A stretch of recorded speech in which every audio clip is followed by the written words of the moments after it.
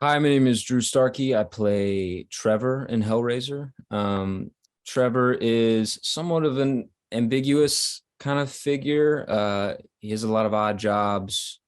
Currently, though, he's working as an art handler for some pretty shady characters. But he's also romantically involved with our hero, Riley, in the story. And he's the one who ultimately leads Riley to the first configuration, the puzzle box, and then it all goes batshit crazy. I was familiar with the original Hellraiser. I had seen it when I was probably a little too young. I was about 8 or 9, fully traumatized by the experience. But the imagery still, I mean, it stuck with me for years and years. So it was great to start working on this project and kind of be allowed to revisit those. I love horror. I'm such a fan of horror, and I think especially horror that blends genres really well, which Hellraiser does. I mean, it's psychological. It's a thriller, elements of sci-fi, slap. It's everything at once. So, yeah, very very happy that we got to be a part of this. Yeah, I mean, what drew me, I'd gotten the audition, and I remember getting, I didn't even have the full script, but I remember, getting the sides, and I couldn't stop thinking about it. It was Ben and Luke really wrote a great story, and David as well, and yeah, it was just so fleshed out on the page and so detail oriented. I think they were really focused on not so much an origin story, but really fleshing out the lore and the mythos, and the kind of the aura around this Hellraiser world.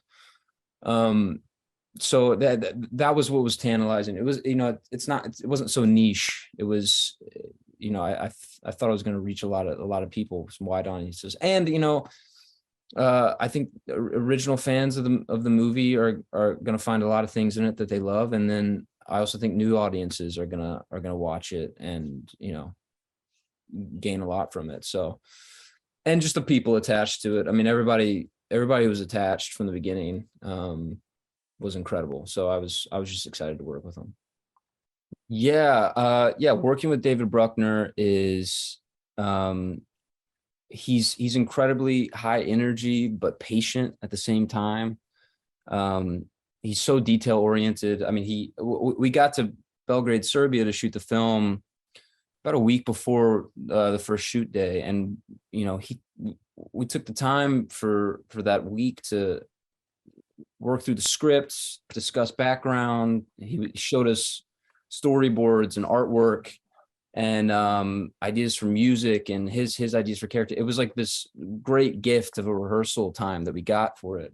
And yeah, he'll get down, he will get down in the weeds with you. He's like, this is how we gotta do it. Like, but and he's hilarious. It's funny because we were shooting during COVID too, so he has the mask on directing you.